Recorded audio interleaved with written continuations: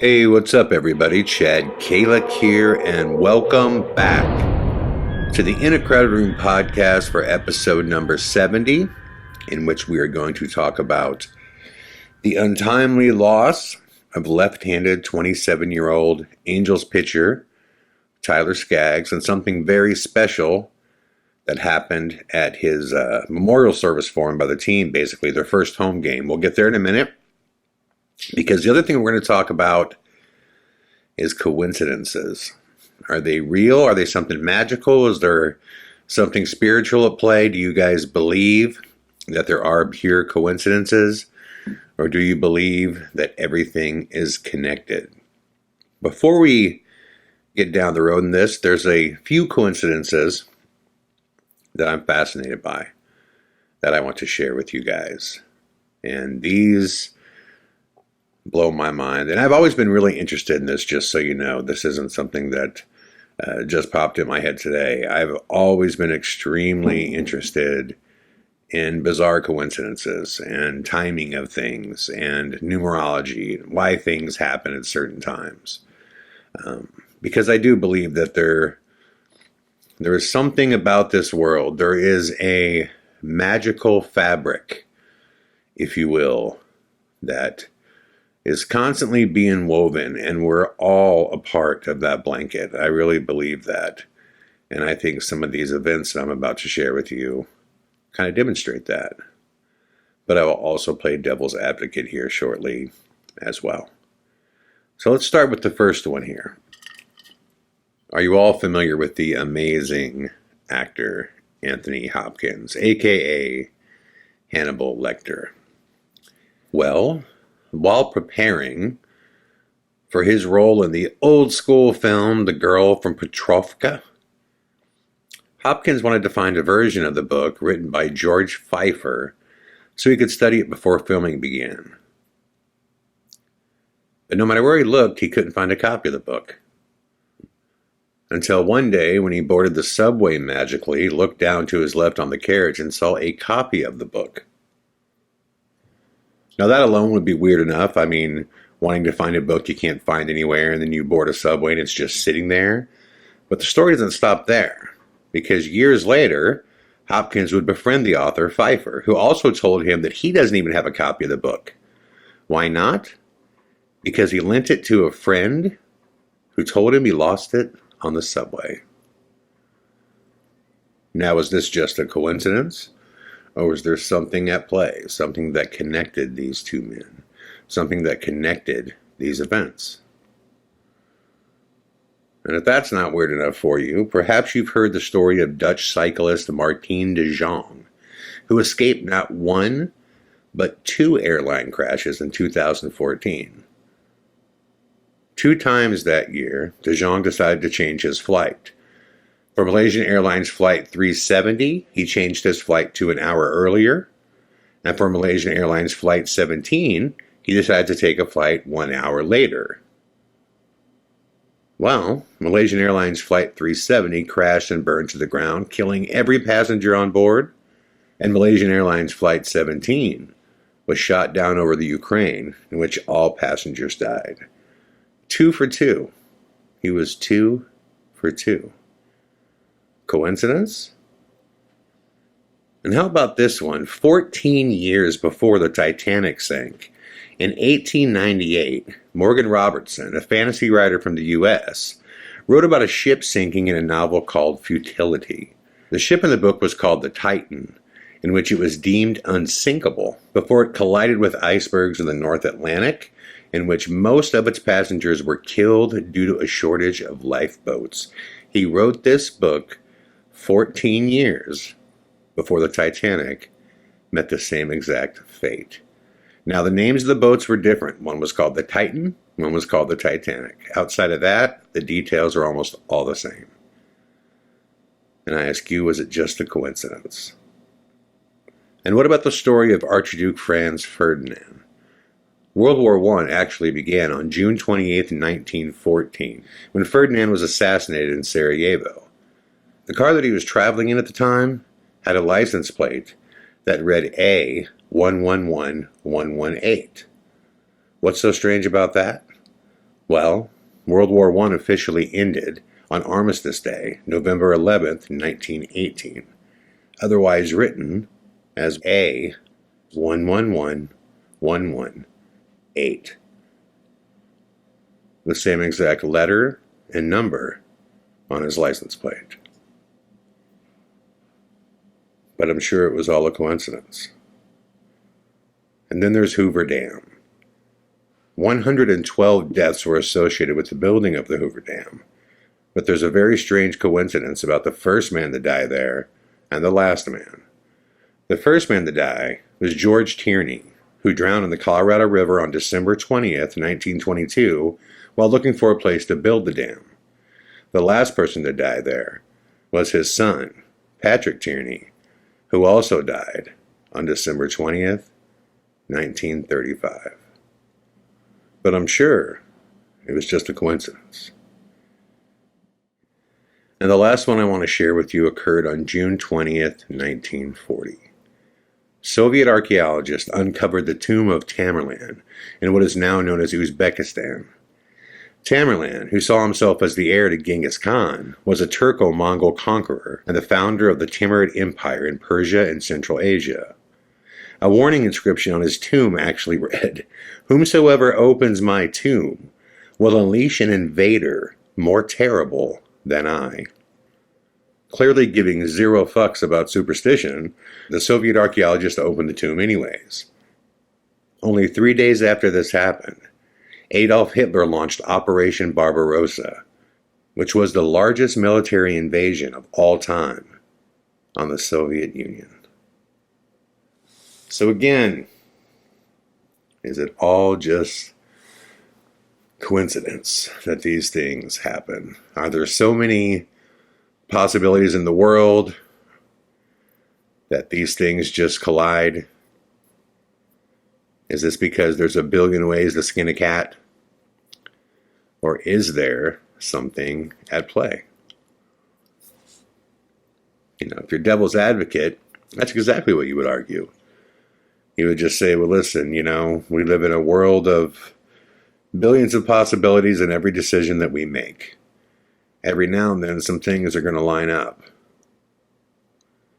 And I guess maybe I could buy that. And I think that actually does happen. I think that there are times where things just line up. But I think there are definitely exceptions. I mean, writing a book with the exact details of the Titanic 14 years before it happened? That's just a coincidence? Or coming across the tomb, a Russian archaeologist comes across the tomb that says, if you open this tomb, somebody far more worse than me will be unleashed upon you.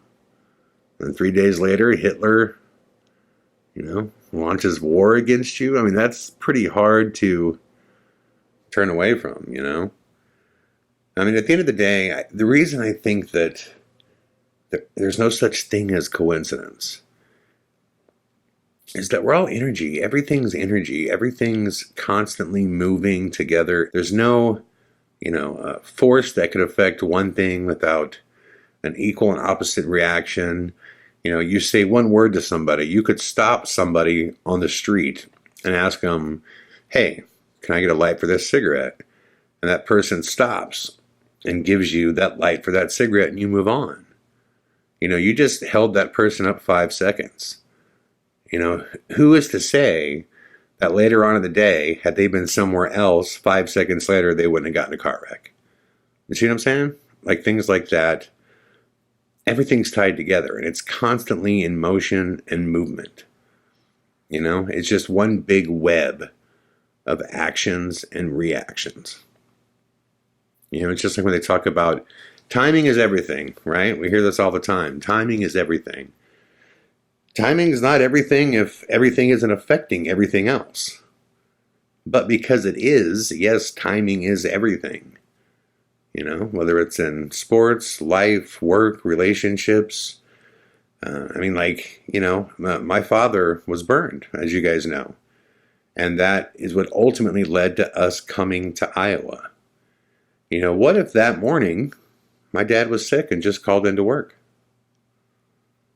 Am I in LA today? Have I lived the path that I've lived thus far? What if the gentleman that ultimately put his flames out, um, that put him out, that rushed to his side, what if he hadn't? What if nobody would have touched him and just let him pass away?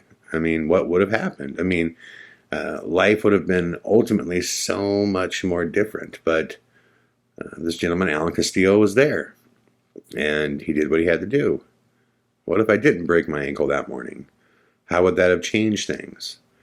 There's just so many ifs, ands, or buts, but everything connects everything. My words, this podcast, you guys listening right now. To those of you listening, I have your focus for this time period, however long this is. This is affecting everything else you're going to do in your life moving forward, because right now it occupies your time, your space, and your energy. And everything you do from here is occupied by this. That's why I don't believe in luck or coincidence. I believe in preparedness. I believe in doing everything you can to basically get yourself in a good position so that when good thing happens, you're in movement and you can find a way to get between where that good thing's at and where it's going. It all matters. It all matters. And I was reminded by this, by the unfortunately very sad story of Tyler Skaggs. He is the left-handed pitcher for the Angels, 27 years old, just a beast of a pitcher. Good-looking kid, had his whole life ahead of him. I don't know if you guys heard the story or not, but I think it was a week ago maybe. He posted a picture on Instagram, in a cowboy hat and all dressed up and looking great. And 2 hours later, he's dead. And no one knows why yet. They've ruled out suicide, and they've ruled out murder and foul play. He was with his girl at the time. They don't know what happened yet. They don't know what happened yet. But a few nights ago, the Angels were at home, and what would have been his first home game back since he died. And the entire team decided to wear his number. 45 was Skaggs on the back. So the whole team is wearing the pitcher's number. And a series of very cool coincidental things started to happen. Although it would have been very, very difficult to do, the Angels asked Tyler's mom if she would throw out the ceremonial first pitch during this game because they would be honoring Tyler throughout the game. Still mourning the loss of her son, she knew it was a special thing. It would be her opportunity to stand on the mound one more time, the mound that he had spent his whole life working his ass off, to have the right to stand on for as many innings as he could survive in any game that he played, and he survived a lot of them. He was a hell of a pitcher. And she decided, yes, I will throw the first pitch. Now, if you know anything about first pitches, ceremoniously, people hardly ever throw a good pitch home.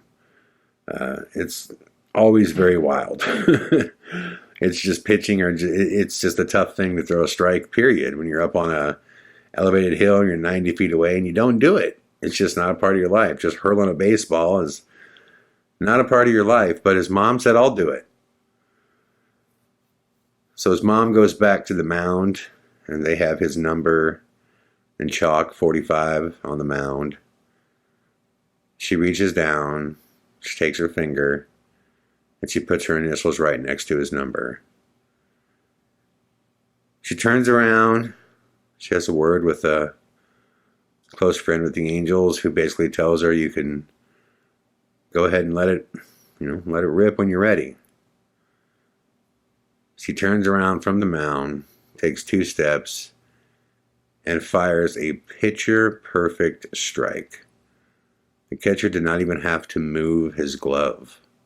Just a perfect strike right off the mound, in which she took 2 steps, looked up in the air, pointed up in the air, as if to tell her son she loves him, she's there with him. Obviously, the place erupted in emotion.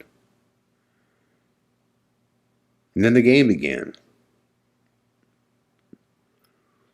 And what followed was something really special.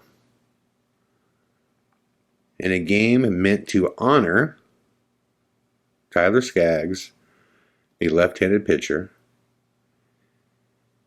the Angels went on to throw a joint no-hitter. Now, if you don't know baseball, what a no-hitter is nobody from the other team gets a base hit throughout the entire game. There was only 1 walk. It was almost a perfect game, but it was a no-hitter, and it was a joint no-hitter, which is extremely rare. And what a joint no-hitter is when the first pitcher will pitch like 7 innings and give up no hits, and then they'll bring in a relief pitcher, and he will close the game out with no hits. Now keep in mind, everybody who took the mound, they had number 45 and Skaggs on their back. His name, his number. And there were several amazing plays throughout the night in the infield. Diving stops, amazing scoops, catches at the wall. I mean, it just seemed like something magic was going on where no matter what the other team did, the Angels had an answer for it. Not to mention, in the bottom of the first inning, right out the gate, they scored 7 runs. Just right out the gate. So the game finally ends, and the joint no-hitter is complete.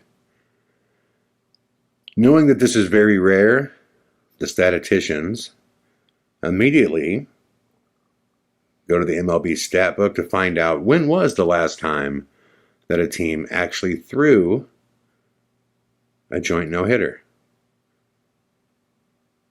The last time it happened was on July 13th, 1991, which was Tyler Skaggs' birthday. But I'm sure it's just a coincidence. Thank you all for listening to episode number 70 of the In a Crowded Room podcast. I'll be back tomorrow with more. All the best.